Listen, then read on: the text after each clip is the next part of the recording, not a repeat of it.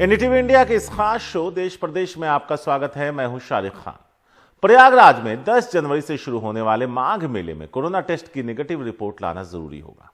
कुंभ के बाद ये दुनिया का सबसे बड़ा मेला है, जिसमें पिछले साल 2.5 करोड़ लोगों ने स्नान किया था। इस बार 61 दिन चलने वाले इस मेले को कराना सरकार के लिए बहुत बड़ी चुनौती है। महामारी की मुसीबत के बीच दुनिया का दूसरा सबसे बड़ा मेला फिर प्रयागराज में संगम के तट पे होने वाला है। संगम के तट पे 650 हेक्टेयर ज़मीन पे इस बार ये 61 दिन चलेगा। 80 हेक्टेयर ज़मीन पे स्नान के लिए घाट बनाए जाएंगे।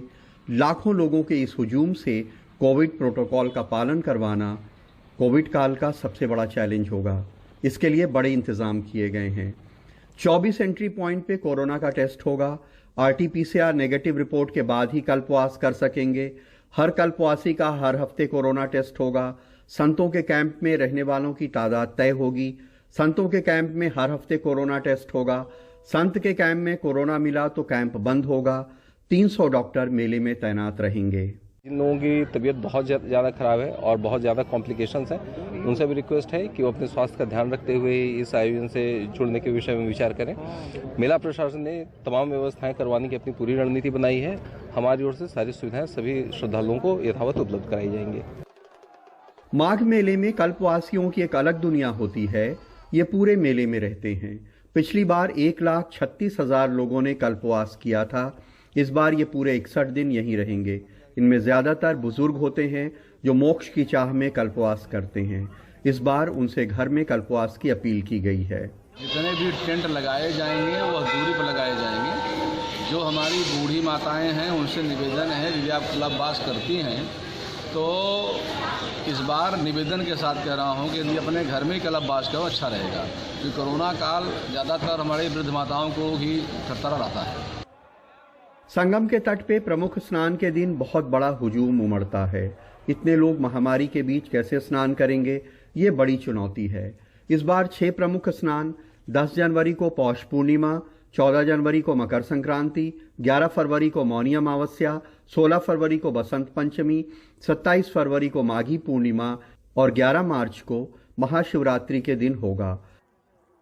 कोविड के अलावा उनकी सुरक्षा भी एक बड़ा चैलेंज है। पूरे मेले की CCTV की निगरानी होगी, ड्रोन भी रहेंगे और हेलीकॉप्टर पीक डे के दिन हेलीकॉप्टर से भी निगरानी होती है। हम लोग शासन से आग्रह करेंगे कि वो हमें पीक डे के दिन, जिस दिन मुख्य स्नान पर्व होते हैं, उनमें हमें हेलीकॉप्टर की सुविधा उपलब्ध कराएं। आस्था के आगे इंसान जान का खतरा अक्सर भूल जाता है, लेकिन इतने बड़े हुजूम में हर किसी को ये समझना पड़ेगा कि अगर जान रहेगी तभी धर्म का भी पालन कर सकेंगे। प्रयागराज में नितिन गुप्ता और लखनऊ में कैमरामैन राजेश गुप्ता के साथ कमाल खान, एनडीटीवी इंडिया। देश में कोरोना संक्रमण से बचाने के लिए फिलहाल वैक्सीन तो नहीं आई है, लेकिन लोगों के डर को भुनाने में ठग सक्रिय हो गए। जालसाजी की इस हरकत की शिकायत अब मध्य प्रदेश साइबर सेल तक पहुंच गई है। अब साइबर सेल ने एक एडवाइजरी जारी कर लोगों से सतर्क रहने को कहा है। दुनिया के कुछ देशों में कोरोना की वैक्सीन आ गई है। अपने देश में इंतजार है वैक्सीन आए तो इस खतरनाक वायरस से बचाव हो। हर कोई चाहता है कि कोरोना की वैक्सीन आते ही जल्दी से जल्दी उसका टीका लगवा लिया जाए। लोगों की इसी बेसब्री का फायदा अब जालसाज उठाने में जुट गए हैं। साइबर ठगों ने कोरोना वैक्सीन बुक कराने के नाम पर लोगों को ठगने की कोशिशें शुरू कर दी हैं। मध्य प्रदेश की राजधानी भोपाल में साइबर सेल में पिछले कुछ दिनों में ऐसे ही मामले सामने आ रहे हैं। हमारी फैमिली में ही एक सदस्य को मैसेज आया कि आप 500 रुपीज़ का रजिस्ट्रेशन कराइए तो आपको कोरोना का वैक्सीन लगाया जाएगा। जब हमने उसकी इन्वेस्टिगेशन करने की कोशिश की, पता करने की कोशिश की, तो वो किसी भी टाइप का ऐसी कोई कंपनी है ही नहीं जो इस टाइप का वैक्सीन बना रही हो कोरोना के लिए। भोपाल में साइबर सेल को ऐसी कई शिकायतें मिली जिनमें कोरोना वैक्सीन की एडवांस बुकिंग के मैसेज आए। लोगों से पहले खातों की जानकारी ली गई, फिर OTP मांगकर खाते में सेंध लगा दी गई। सभी आम जनता से निवेदन है कि ऐसे जो फ्रॉड कॉल्स हैं उनसे बचें। उनको अपनी कोई भी जानकारी, पर्सनल इन्फॉर्मेशन शेयर ना करें। कोरोना वायरस वैक्सीन की उपलब्धता के बारे में केवल शासकीय माध्यम से जो जानकारी प्राप्त होती है उस पर ही विश्वास करें। हमारा जो हेल्पलाइन नंबर है वो साइबर पोर्टल जो है वो 24 घंटे चालू है और साइबर पोर्टल पे आप शिकायत कर सकते हैं, या जो all India cyber crime helpline है 155260 उस पर भी आप कॉल करके बता सकते हैं। इस मामले में बाकायदा साइबर सेल ने एडवाइजरी जारी कर कहा है किसी अनजान व्यक्ति से अकाउंट, एटीएम कार्ड, आधार कार्ड और पैन कार्ड संबंधी जानकारी साझा न करें। मोबाइल पर आए किसी भी प्रकार की ओटीपी को किसी से शेयर न करें। कोरोना वैक्सीन उपलब्ध कराने का वादा करने वाले किसी भी प्रकार की ऐप को डाउनलोड न करें। इन कॉल्स की जब जांच की गई तो पता लगा कि इनमें से ज़्यादातर कॉल झारखंड के जामताड़ा से किए गए हैं। वैसे फिलहाल वैक्सीन के लिए इस तरह का रजिस्ट्रेशन नहीं हो रहा। या आपकी जानकारी के लिए, इसलिए ऐसे फ़ोन कॉल्स पर ध्यान देने की ज़रूरत नहीं है। भोपाल से कैमरा पर्सन रिजवान खान के साथ अनुराग द्वारी, एनडीटीवी इंडिया। पश्चिम बंगाल के मुख्यमंत्री ममता बनर्जी ने बोलपुर में एक बड़ा रोड शो किया। इधर उधर से आए हजारों लोगों ने रोड शो में हिस्सा लिया। मार्च के बाद अपने भाषण में ममता ने बीजेपी पर जमकर निशाने साधे।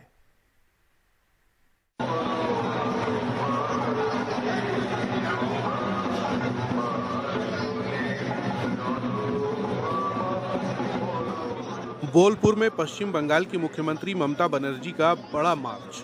तृणमूल के हजारों कार्यकर्ता और समर्थक इसमें शरीक हुए।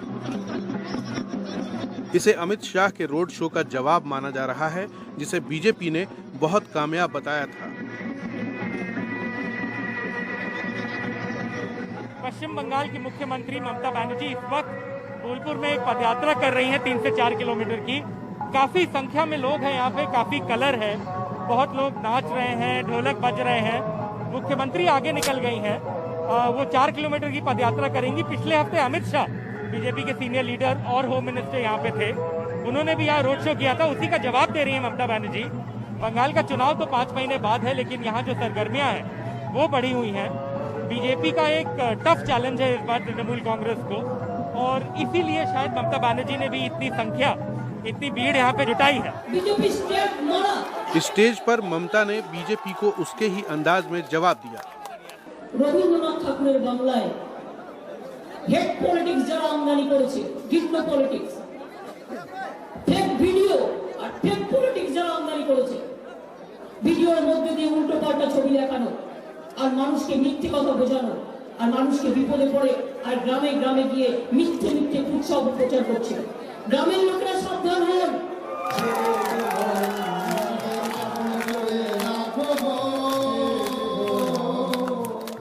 ममता ने इस मशहूर बाउल गायक को स्टेज पर बुलाया। इसी गायक के घर पिछले हफ्ते अमित शाह लंच पर गए थे।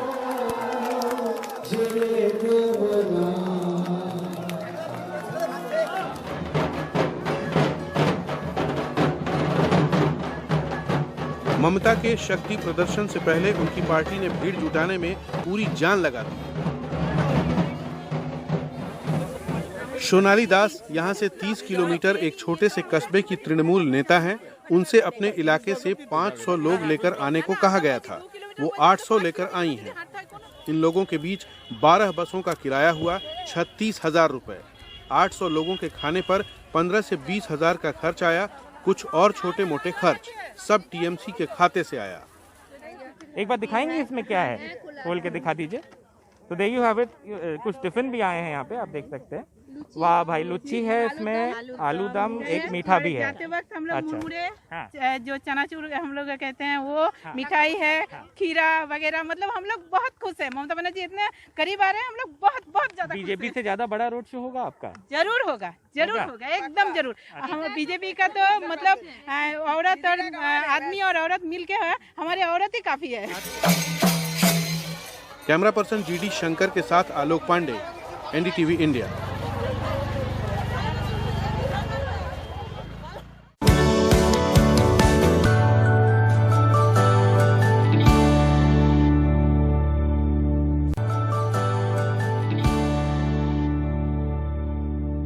कानून बनने के बाद टशन महंगा पड़ रहा है। जिन लोगों ने भी अपनी गाड़ी पर जाति वाला स्टिकर लगवाया, उनके खिलाफ अब कार्रवाई यूपी में शुरू हो गई है। यूपी के कई शहरों में पुलिस ने जाति लिखे स्टिकर वाली गाड़ियों के खिलाफ एक्शन लिया है। सौरभ शुक्ला की यह रिपोर्ट।